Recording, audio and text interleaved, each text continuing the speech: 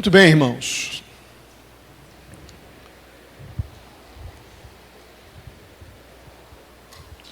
O Natal e a encarnação. Eu estou meio inquieto. Chega essas épocas de final de ano, eu fico inquieto por vários motivos. Eu tenho uma forte incomodação com esse frenesi de final de ano. Quem está mais perto de mim já me ouve falar isso sempre. Me incomoda essa agitação de final de ano, como se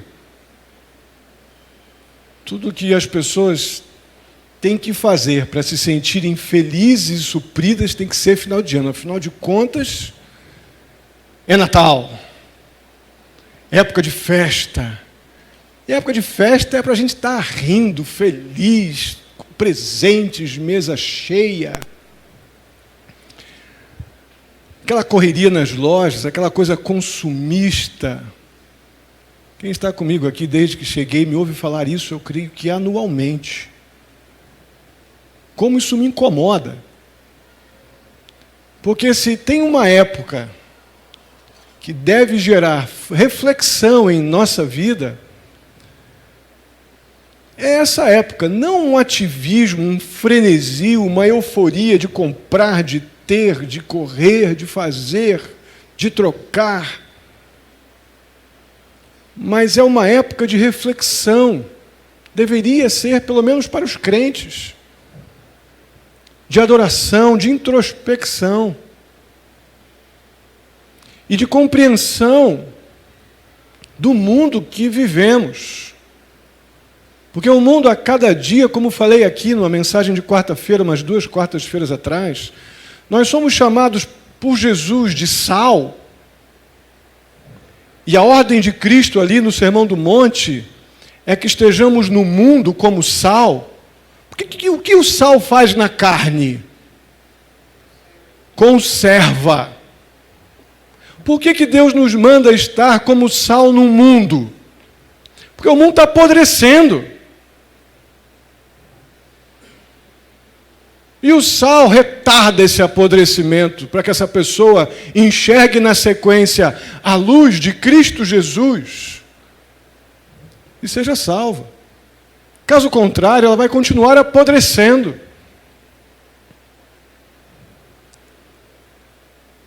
A questão é que muitas vezes os próprios crentes que têm a mensagem da cruz, que dizem que creem em Jesus, se veem engolidos por esse frenesi de final de ano, com essas inúmeras distrações que nos tiram de vista o que esse tempo deve nos lembrar, porque nem sequer relação com o nascimento de Jesus, historicamente, esse tempo tem. Porque historicamente, vocês sabem, já me ouviram falar isso diversas vezes, de forma alguma, historicamente, estamos celebrando algo que chega perto da data de nascimento de Jesus. Então, nós celebramos algo que nos reporta a lembrança do nascimento do nosso Salvador. Mas a pergunta que não pode se calar é: eu preciso chegar no final do ano para lembrar um dia do ano que Jesus nasceu? Nós tem alguma coisa errada. Tem alguma coisa mal compreendida, mal interpretada por nós, crentes no Senhor Jesus. E é fato que o Natal bíblico, ele está sob ataque. Violento ataque. Tanto dentro quanto fora da igreja. Irmãos, todo ano eu tenho uma coisa para contar. Pelo menos algo que me chama a atenção em relação à mídia e o Natal. Vocês perceberam que não vende mais botar estrela de Belém e pastorzinho nos comerciais de televisão? Não vende, não tem, pode procurar. Não tem nenhum anúncio, nenhuma chamada. Até o Papai Noel está perdendo emprego. Porque não vende mais. Não tem mais aquela coisa do contexto aí secular, onde se coloca na televisão aquela divulgação de, olha, celebre o amor, a bondade no Natal. Não vi, ou estou vendo poucos anúncios de televisão, que realmente eu não gosto nada, ou não está acontecendo mesmo. Sabe por quê? Porque não vende. Não está vendendo, nem mais Jesus está vendendo. Ainda que paganisticamente falando. O que sobrou do Natal, meus irmãos? Dessa boa lembrança que devemos ter, sim, do nascimento do nosso Senhor Jesus Cristo, mas o que sobrou? Até para nós mesmos sobrou no máximo uma euforia da expectativa das férias, que geralmente é férias escolares, chegam, época de comer um presunto bolinha, isso eu gosto. Pena que não tem presunto bolinha o ano inteiro, né? Poxa, ia ser bom demais. Hein? Tem, né? Tem que, até que eu procuro, é verdade. Volte e meia, eu estou lá nas gôndolas, lá. Pô, os caras só fazem presunto bolinha no final de ano, é tão bom aquele troço. Mas no máximo que sobra para nós é aquela euforia de comer um peru, um pernil, enfim, comer, nos reunir. Isso tem seu valor? Tem. Mas está distante, está muito distante dos reais propósitos que deveriam envolver a lembrança do nascimento do nosso Senhor Jesus Cristo.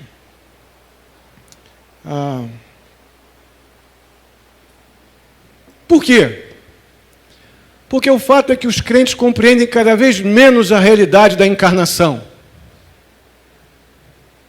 Irmãos, o Sônia me chamou a atenção esses dias, não vai dar bronca, hein? Eu fico impressionado porque eu não dou bronca em ninguém.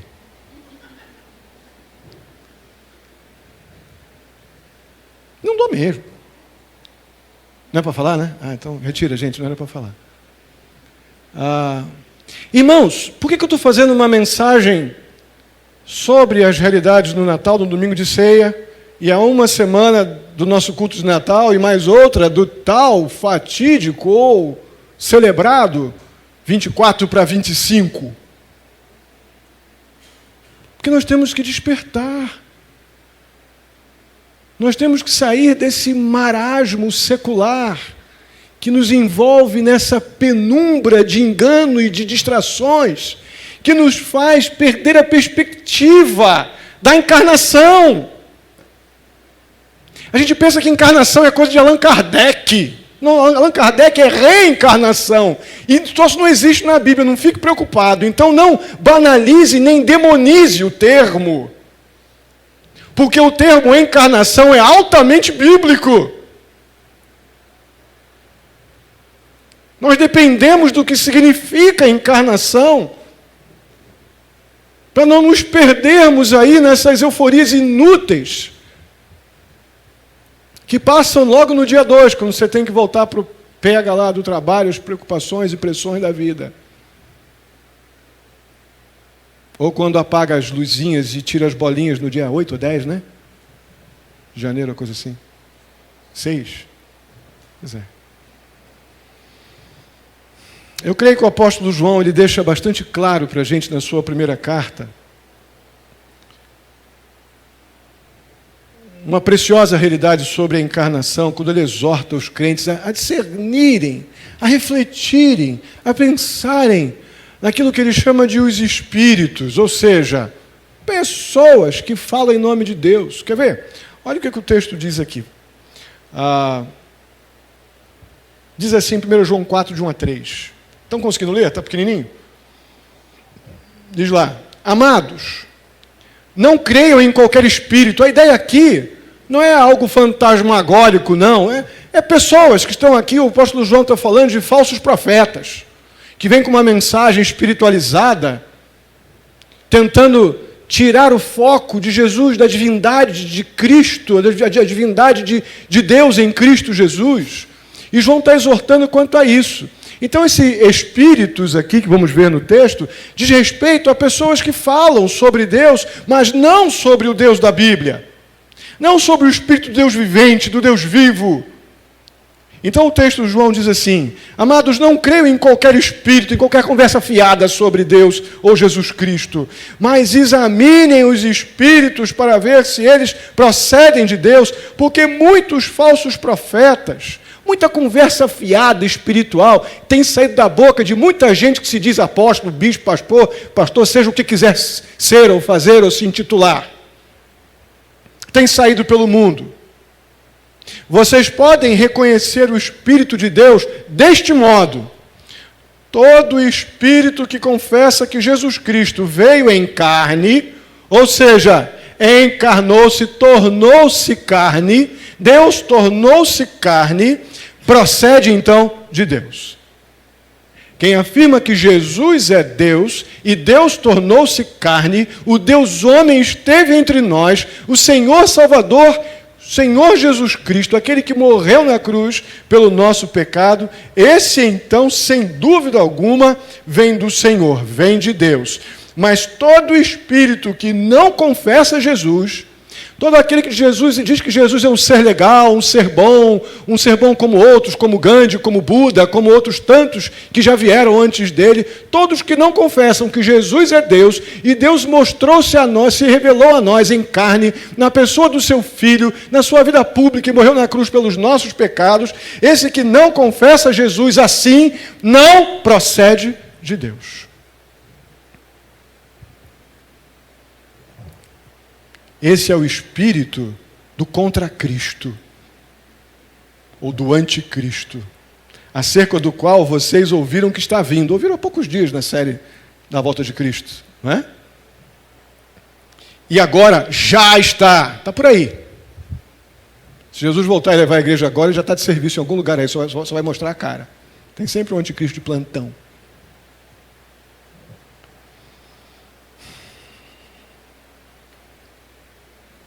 Então a encarnação é algo muito mais sério do que a gente pode imaginar. Porque aquele que confessa que Jesus Cristo veio em carne, este procede de Deus.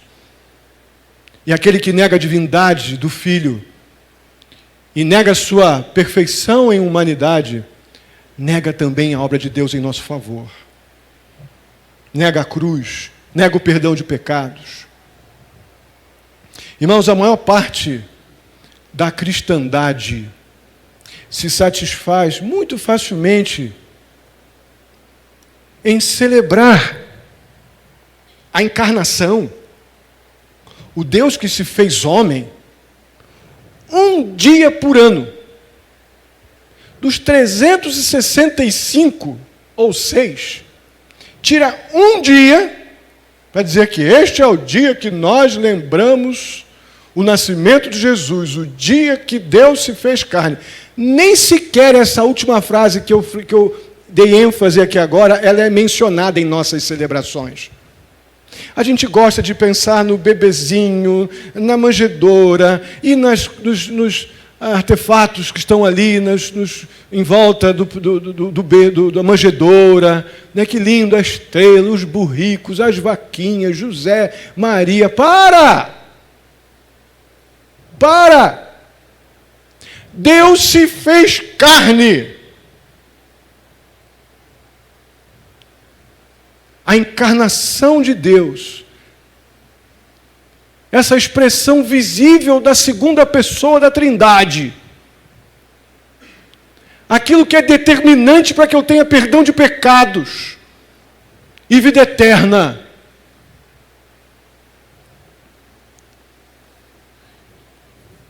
Ficamos envoltos nessa neblina dessa euforia natalina e esquecemos a grandeza da encarnação e nos satisfazemos com passar algumas poucas horas de um dia do ano, separando com exclusividade a nossa atenção para aquele que nasceu em nosso favor. Irmãos, isso é grave. Isso é seríssimo. Isso vai refletir na nossa vida cristã, na hora de tomar aquelas decisões de fé, aquelas difíceis, aquela onde o pecado está com todos os braços, dedos e olhos dizendo, venha, venha. Aí a minha lembrança de Jesus é um menininho no berço, Ah, não é suficiente não, o pecado vai te levar.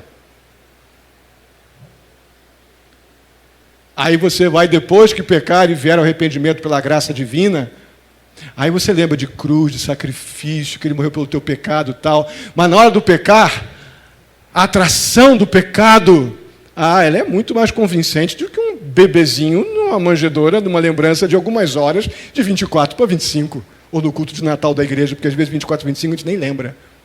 Está tão preocupado com aquele presuntão gostosão lá para comer, aquele pernil, aquele peru e tal.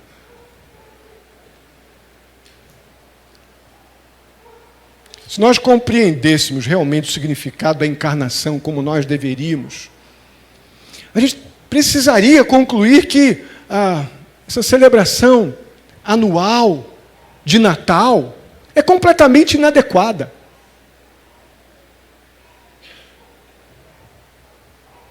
E isso precisa nos fazer pensar, irmãos, agora, porque estamos aí na antivéspera daquilo que convencionou-se como o nascimento de Jesus. O meu objetivo é muito claro, creio que os irmãos já perceberam nesta noite, é que a gente compreenda a encarnação de Deus de maneira que isso resulte em adoração ao nosso Salvador. Não em mais uma centena de pessoas, ou 2 centenas de pessoas, envolvidas num ambiente religioso, mas de pouquíssima relevância espiritual ou para a nossa própria vida cristã. Vamos pensar então um pouquinho no que significa a encarnação. A encarnação ela se refere a essa manifestação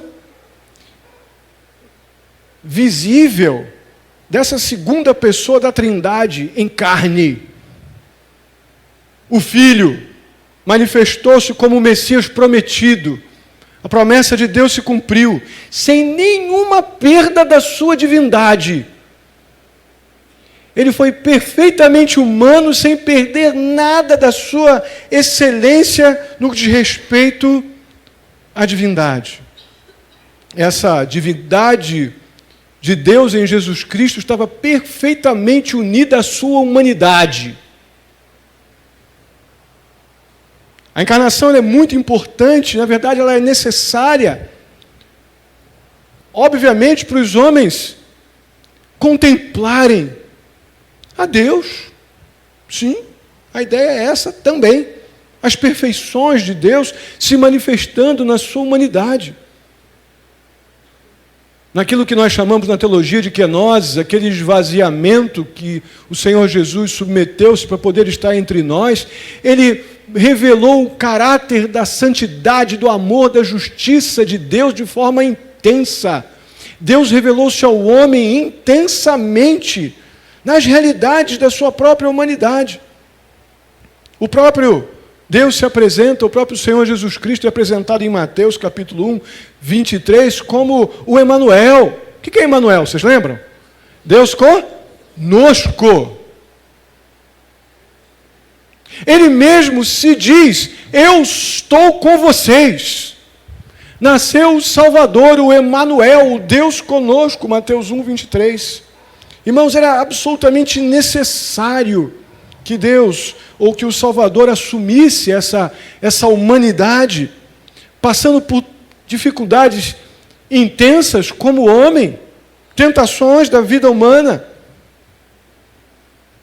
exercitando intensamente, conhecendo as necessidades humanas. O Senhor Jesus, Ele exercitou misericórdia, compaixão, como perfeito sumo sacerdote. Ele foi o sacerdote, o sumo sacerdote, ao mesmo tempo, Ele foi o sacrifício. E na sua perfeição de humanidade, Ele conhecia plenamente as nossas necessidades para interceder intensamente por nós diante de Deus. Você encontra a base bíblica para isso em João 8, Lucas 4, Hebreus 2, Hebreus capítulo 4 e Hebreus capítulo 5. Essa humanidade, essa encarnação de Deus em Jesus Cristo era completamente necessária. Sabe para que mais? para inverter as consequências da queda do primeiro Adão. Porque o Senhor Jesus, a Bíblia nos apresenta em Romanos 5, em 1 Coríntios 15, que Jesus é, sem dúvida alguma, o último Adão. É a perfeição de Deus expressa, manifesta no mundo, para que o mundo contemple a provisão de Deus para o pecado do homem. Irmãos, a encarnação é absolutamente necessária, porque ela é parte essencial, fundamental do Evangelho.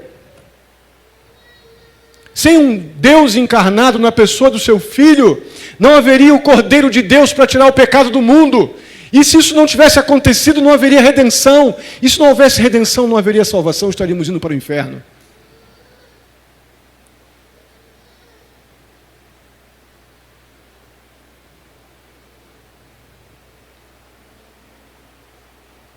Então Deus, sem dúvida alguma, veio ao mundo em carne. Para quê? Para assumir nosso lugar, lá na cruz. Tinha um professor meu, o pastor Marcos Granconato, que eu tenho grande admiração, que ele dizia no jeitão todo especial dele, lá em TS5, nas grandes polêmicas que tínhamos nos debates dentro de sala de aula pré-concílio pastoral, ele falava: explique, Deus morreu na cruz. Teve isso, Paulo? Deus morreu na cruz. Eu faço isso para os alunos do Instituto. Criamos um momento de debate lá em TS, Teologia Sistemática. Porque, na verdade, irmãos, a encarnação de Deus, o Senhor Jesus Cristo, foi para a cruz, sim. E morreu pelo nosso pecado. Isso é grande. O Senhor Jesus foi à cruz, a manifestação visível de Deus morreu na cruz pelos nossos pecados. Para quê? Para ressuscitar dentre os mortos, para a nossa justificação, para a remoção da nossa culpa, para a garantia, para selar a nossa salvação com o sangue do seu Filho derramado na cruz pelo nosso pecado. Nós precisamos da encarnação de Deus, o Senhor Jesus Cristo, para podermos ter absoluta convicção e segurança da nossa salvação.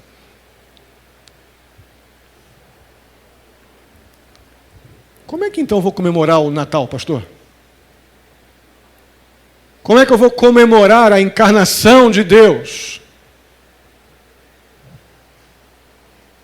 Irmãos, eu não tenho nenhuma objeção às celebrações natalinas, obviamente, onde a ênfase é o nascimento do nosso Senhor e Salvador Jesus Cristo.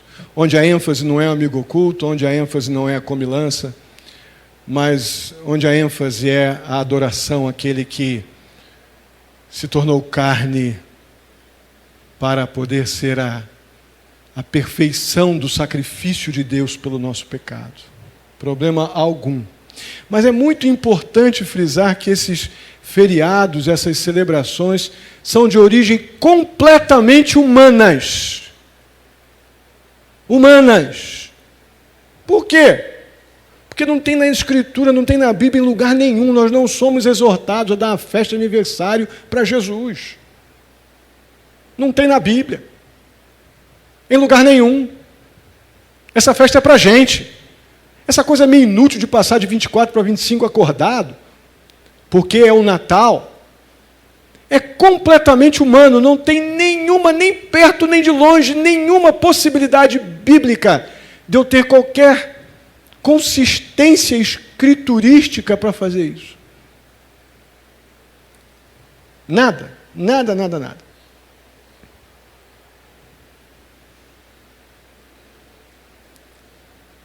Não vão tacar fogo nas árvorezinhas em casa, não. Até pode tacar, mas não precisa.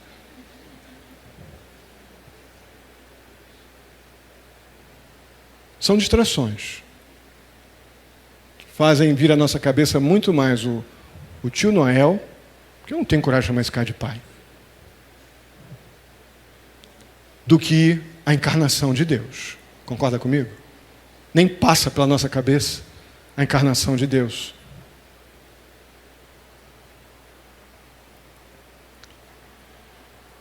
Mas será que não tem nenhum meio pelo qual a gente possa lembrar comemorativamente a encarnação de Deus, o Cristo, que se tornou a manifestação visível de Deus, a sua morte substitutiva. Estou com as palavras difíceis hoje, né? Será que tem algum meio, pastor? É claro que tem, irmãos. É claro que tem. Um meio de nós celebrarmos a encarnação, esse nascimento de Cristo como a manifestação de Deus entre nós, essa manifestação visível da segunda pessoa da Trindade no mundo. Tá, hein, sim. Quer ver? 1 Coríntios capítulo 11, versos 23 a 26. Está aqui no slide, um texto que a gente conhece bem. Vamos ler juntos? Isto é o meu corpo que é dado em favor de vocês. Façam isto em memória de mim. Da mesma forma, depois da ceia, ele tomou o cálice e disse: este cálice é a nova aliança no meu sangue. Vamos falar um pouquinho mais forte? Estamos falando em segredo, não, pode falar alto. Este cálice, vamos lá, este cálice. Juntos no este cálice. Este cálice é a nova aliança no meu sangue. Façam isso sempre que o beberem em memória de mim. Porque sempre que comerem deste pão e beberem deste cálice, vocês anunciam a morte do Senhor até que Ele venha. Está aqui, irmãos, está o jeito que nós temos de comemorar a encarnação e a morte substitutiva de Cristo Jesus na cruz pelos nossos pecados. Está aqui, ó.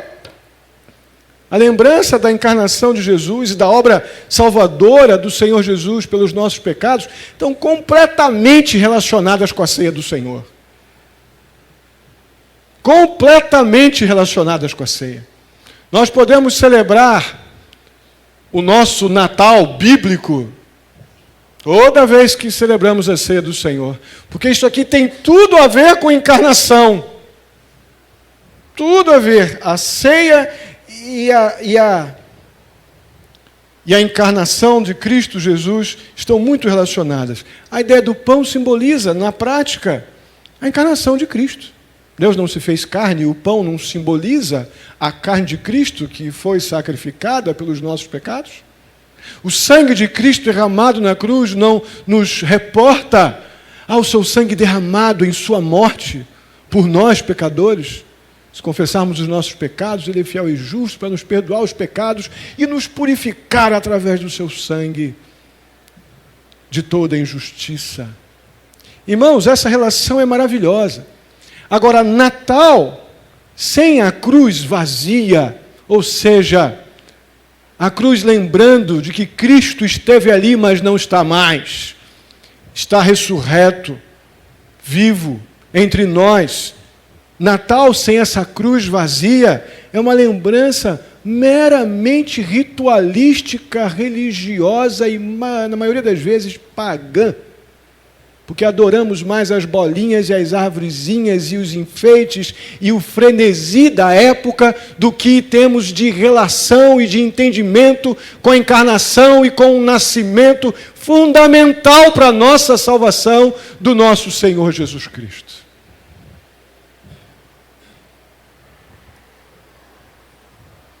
Então aqui estão algumas coisas para a gente pensar durante essa época, mas não somente essa época, mas em todos os nossos dias, durante a nossa vida. Em primeiro lugar,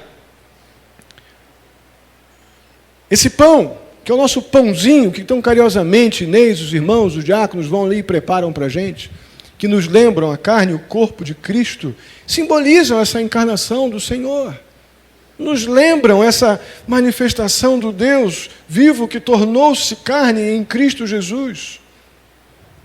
O homem, único homem qualificado para morrer pelos pecados dos homens. O que se tornou carne, o Deus manifesto em Cristo Jesus. O único homem capaz de morrer pelos pecados dos homens foi aquele que encarnou. Aquele pão sem fermento que nos vem à lembrança na ceia do Senhor, na instituição da ceia, simboliza, sem dúvida alguma, a natureza sem pecado de Cristo Jesus. Ainda tudo dentro do conceito dessa encarnação e da divindade de Cristo, da perfeição de Deus na pessoa de Cristo Jesus, mesmo na sua figura humana. E no segundo momento, o que nós devemos lembrar sempre, tanto neste momento onde separamos para esta lembrança dentro de uma realidade coletiva, mas que não deve nos deter de forma alguma a ter essa lembrança diária, constante, como eu disse no começo do culto. Quando pecamos, nós temos uma necessidade emergente de lembrar que temos um perdoador de pecados. Mas na hora de adorarmos aquele que veio para perdoar pecados, lembramos algumas horas do dia 24, ou do dia 25, ou do dia que tem culto na igreja. Isso é uma desproporcionalidade. Hoje o negócio está quente, né? Enorme. Isso é injusto. Isso é desrespeitoso. Falta temor ao Senhor aí.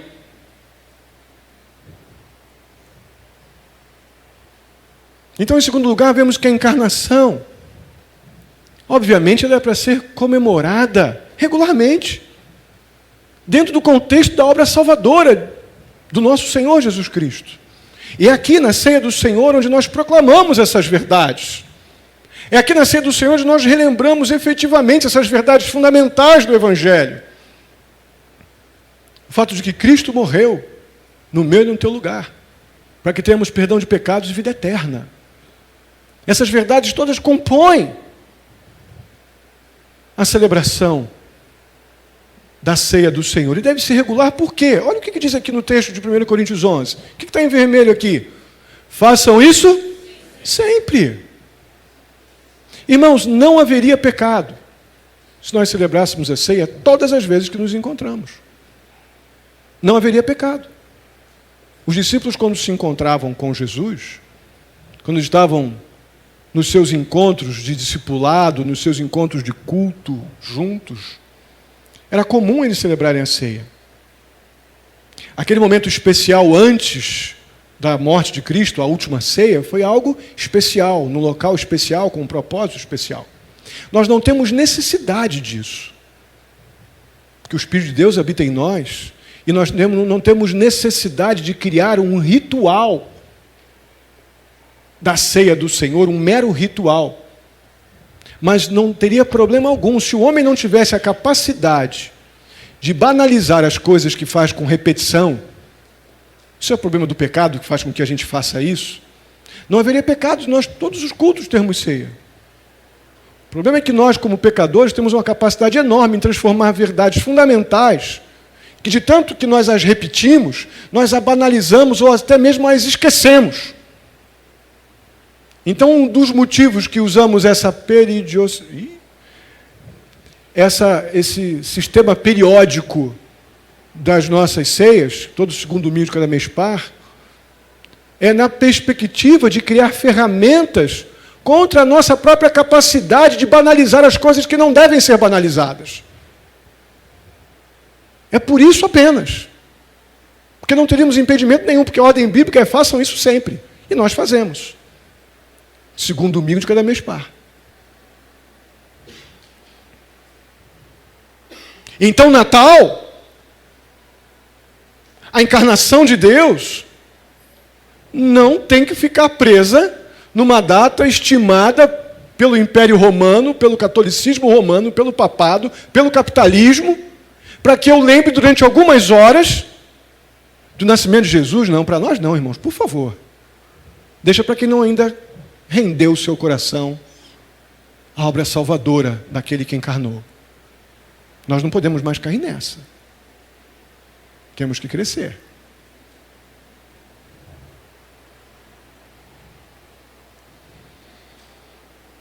Em terceiro lugar, essa segunda pessoa da Trindade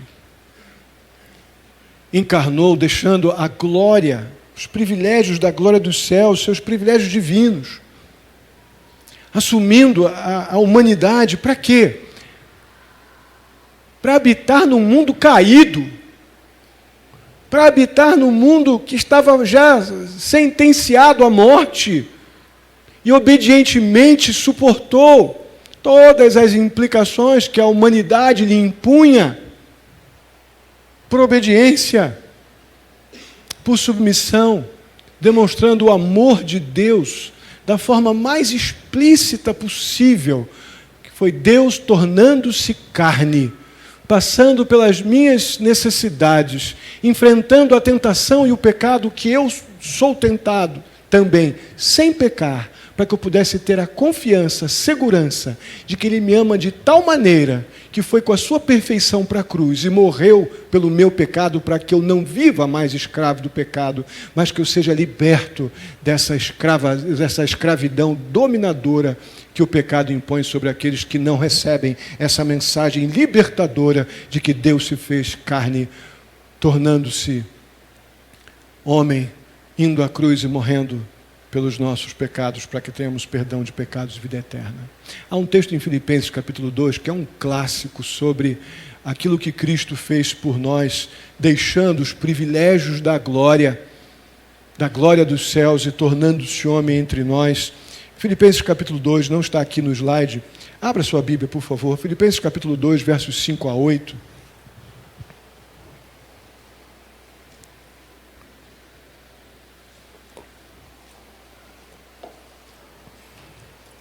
Filipenses capítulo 2, versos 5 a 8 diz assim: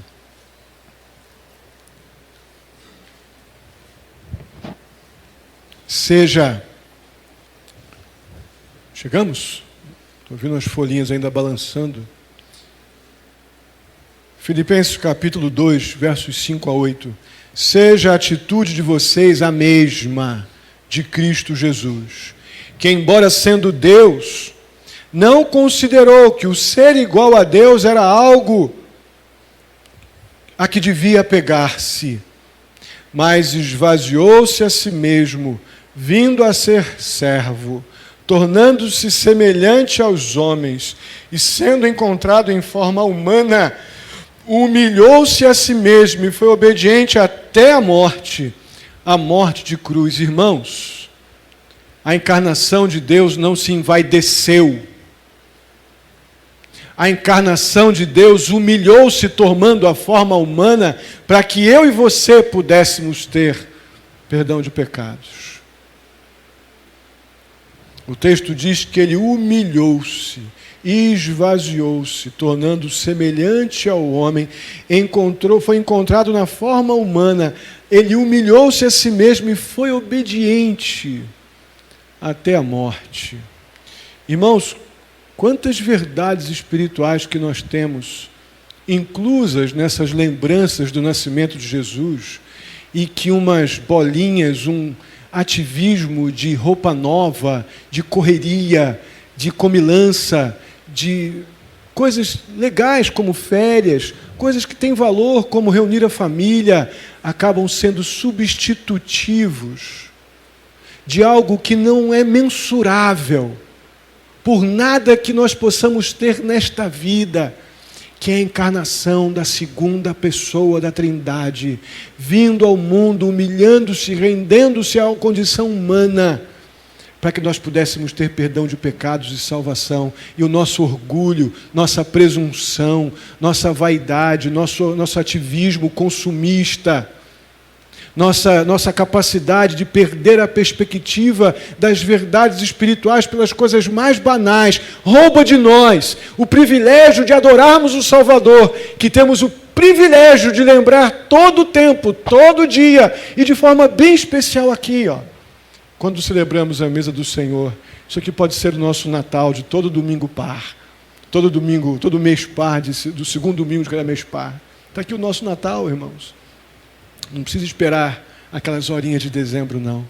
Estamos aqui com a encarnação de Deus, aquele que sacrificou a sua carne, que derramou o seu sangue pelo nosso pecado. Então, Natal é época, ou nessa época de Natal, eu quero realmente desafiar você a celebrar a encarnação. Celebre a encarnação. O grande e fundamental evento que tornou a obra do Senhor Jesus Cristo possível. Irmãos, só houve um sacrifício na cruz por nós pecadores, porque houve a encarnação. Caso contrário, qualquer outra situação que fosse para a cruz não resolveria o nosso problema. Só há perdão de pecados, esperança de vida eterna, porque houve a encarnação. Isso deve ser celebrado. Isso deve ser intensamente comemorado. E eu quero sugerir que você se recuse a se contentar com celebrar este evento tão incrível, tão fundamental, tão indispensável à nossa salvação, um dia por ano, irmãos. Faz isso não. Diante de tudo que temos recebido da parte do Senhor, é inacreditável que crentes no Senhor Jesus ainda se contentem com ter esta preocupação com a celebração do nascimento de Cristo, numa data completamente improvável, com motivações completamente injustificáveis, quando nós temos toda a biblicidade necessária para podermos realmente adorar aquele que nasceu, aquele que é encarnado, que manifestou-se em carne pelo nosso pecado e pela nossa vida. Que no mínimo a cada ceia do Senhor você relembre dessa, eu vou usar aqui a expressão de um pastor conhecido, que ele diz que nós possamos relembrar a invasão do planeta, ou no planeta Terra, desse homem-Deus, do Deus-homem, com a finalidade de salvar pecadores da morte eterna. Que o Natal seja muito mais do que bolinhas, férias, festejos e comilanças, mas a lembrança dessa invasão de Deus através do seu Filho Jesus, para nos libertar da escravidão do pecado.